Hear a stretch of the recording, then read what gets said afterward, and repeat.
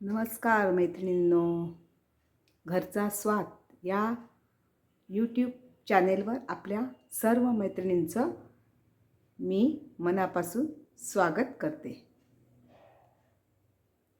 आज माझी रेसिपी आहे कोळंबीची आमटी। आता मार्गशीर्ष महिना संपलेला आहे आणि आता आपण नॉनव्हेजचे काही प्रकार रेसिपीसाठी घेऊन येणार आहोत। तर त्यासाठी मी आज अगदी सोप्या पद्धतीने माझ्या सर्व भगिनींना कोळंबीची आमटी रेसिपी दाखवणार आहे। अगदी अतिशय सोपी आणि चविष्ट। कोळंबीला काही ठिकाणी कोकणात चिंगुळाची पण आमटी म्हणतात, चिंगूळ। तसेच काही ठिकाणी सुंगट पण म्हणतात, गोव्यात सुंगटाची आमटी म्हणतात। तर मासा हा एकच, पण त्याची नावं वेगवेगळी आहेत, प्रत्येक भागाप्रमाणे वेगवेगळी आहेत। तर मुंबईसारख्या ठिकाणी शहरी भागात याला कोळंबी म्हणतात आणि कोकणात याला चिंगूळ म्हणतात आणि गोव्यात सुंगट म्हणतात।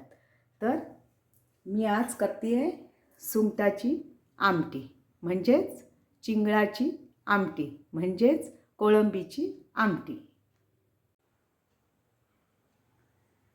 या ठिकाणी मी कोळंबी छान धुवून स्वच्छ करून घेतलेली आहे। आता याला मीठ आणि थोडीशी हळद लावून पुढची तयारी करायला घेते। याला चवीप्रमाणे मीठ आणि हळद थोडीशी, म्हणजे हळद लावल्यामुळे त्याचा जो वास असतो तो कमी होतो।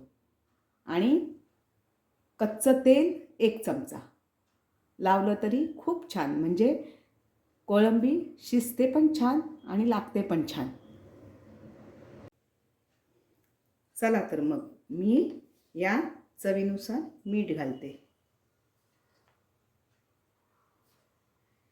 मीठ लावल्यानंतर कोळंबी खराब होत नाही आणि वास येत नाही। आणि त्यातच मी आता 1 चमचा तेल घालते। तेल घातल्यामुळे कोळंबी अगदी छान शिजते। आता थोडीशी हळद घालते। हळद घातल्यामुळे ह्याचा जो वास असतो उग्र तो कमी होतो, त्यामुळे हळद थोडीशी लावून ठेवते। थोडीशी मी आता वाटण करताना घेणार आहे, खोबरं, कांदा, थोडेसे धणे असं वाटण करणार आहे। हे बघा, हे ना कोळंबीला असं लावून मीठ, तेल आणि हळद असं लावून ठेवणार आणि आता वाटण करायला घेते। तर या ठिकाणी मी हे खोबरं, ओलं खोबरं घेतलेलं आहे, अर्धा चमचा हळद घेतलेली आहे, 2 चमचे लाल तिखट घेतली, लाल तिखट घेतलं आहे। पण यात तिखट न घेता सुक्या मिरच्या घेतल्या तरी चालतं।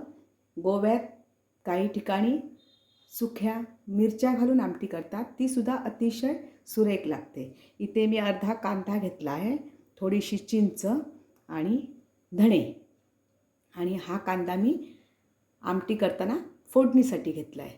तर मी आता हे सर्व मिक्सरला फिरवते। या ठिकाणी मी आता आमटी करायला सुरुवात करते। त्यासाठी मी इथे कॉपर बेसचं स्टीलचं भांडं घेतलेलं आहे, त्यात तेल घालते, साधारण 1-2 चमचे तेल, आणि त्यात आता घालणार आहे फोडणीसाठी कांदा।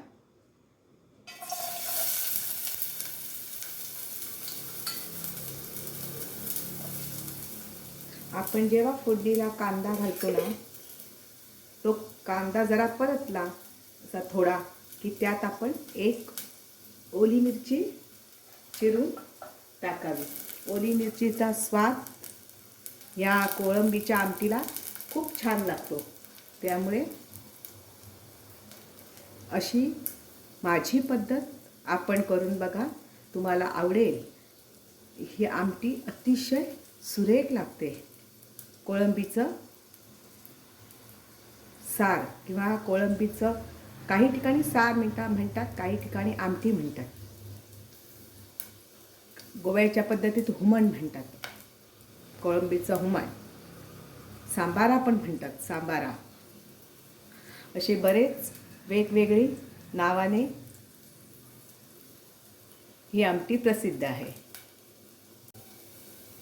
आता कांदा आणि ओली मिरची परतून घेतली. त्यात मी धुवून स्वच्छ केलेली कोळंबी, त्याला हळद लावली आहे आणि थोडंसं कच्चं तेल लावलं आहे, मीठ लावलं आहे. मग आता मी ती परतून घेणार. थोडं तेल लावल्यामुळे कोळंबीला शिजताना पटकन म्हणजे शिजायला वेळ लागत नाही. आता मी त्यात ही नीट केलेली स्वच्छ केलेली कोळंबी घालते.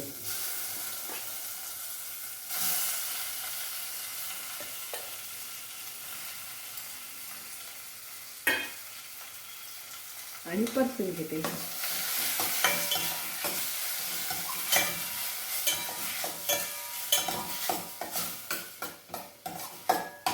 परतताना कोळंबीचा थोडा रंग बदलतो, असा ऑरेंज कलर कोळंबीला येतो.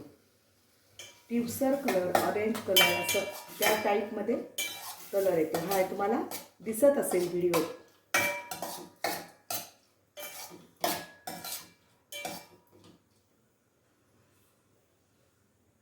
आता त्यात मी थोडंसं शिजण्यासाठी पाणी घालते, म्हणजे कोळंबी छान शिजेल.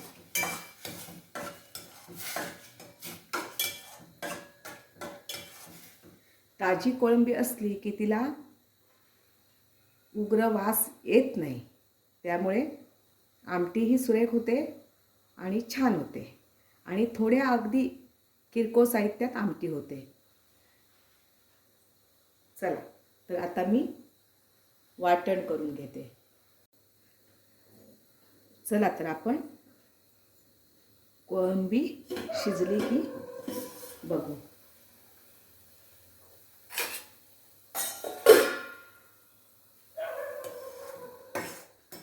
या ठिकाणी कोळंबी छान शिजली आहे.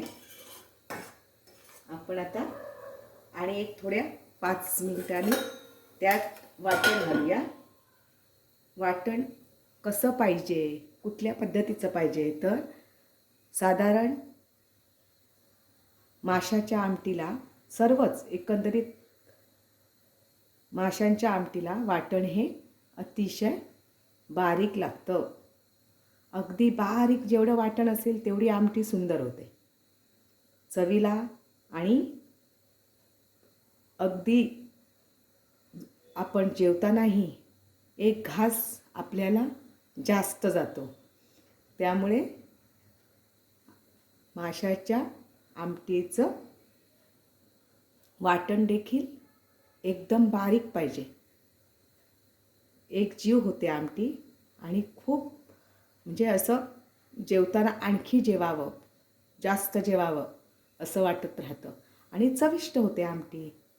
त्यामुळे मी हे आता ओलं खोबरं, कांदा, धणे, लाल तिखट, हळद आणि थोडंसं मीठ. आपण आधी कोळंबीला मीठ लावलेलं असतं, पण खोबरं बारीक होण्यासाठी मिठाचा थोडासा अर्ध्या चमचाचा वापर करावा. त्याने आपलं जे वाटण आहे ते बारीक व्हायला मदत होते. खूप छान होतं वाटण. या ठिकाणी मी आता वाटण घालते.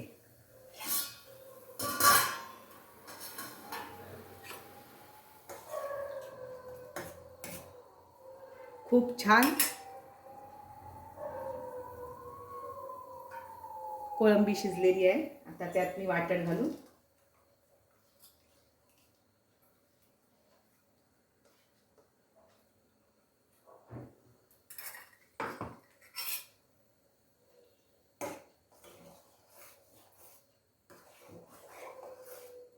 वास तर खूप छान सुटला आहे.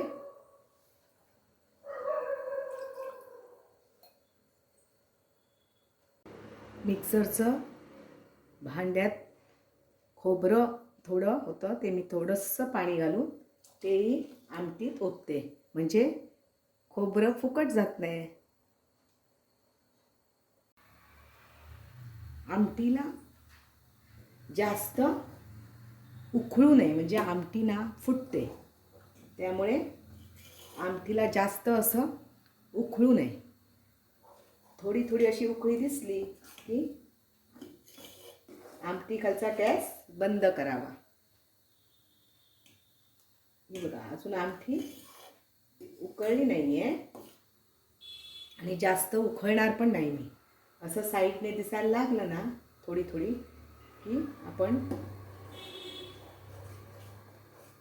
मध्ये मध्ये ढवळून घ्यायचं, म्हणजे आमटी ना फुटत नाही.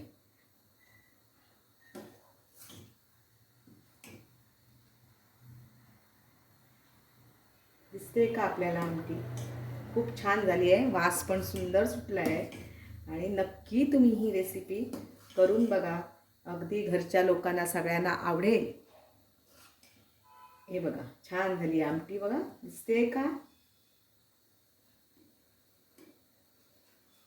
आमटी तयार. माझी आजची ही कोळंबी आमटी ही रेसिपी आवडली असेल तर माझ्या चॅनेलला सबस्क्राईब करा, लाईक करा, शेअर करा, कमेंट्स करा. मैत्रिणींनो, तुमच्यातलीच मी एक आहे. मला भरभरून यश द्या आणि अशा नवनवीन व्हिडिओ तुम्हाला मी रोज दाखवत जाईल. आणि अगदी सोप्या पद्धतीने, कुठलंही टेन्शन न घेता, कुठलंही टेन्शन न येता हे मी व्हिडिओ सतत दाखवत असते. त्यामुळे तुम्ही मला भरभरून सगळ्यांनो प्रोत्साहन द्या, हीच माझी अपेक्षा. माझी ही रेसिपी तुम्हाला जरूर आवडेल. तुम्ही नक्की ट्राय करून बघा आणि मला कमेंट्समध्ये कळवा. तोवर धन्यवाद.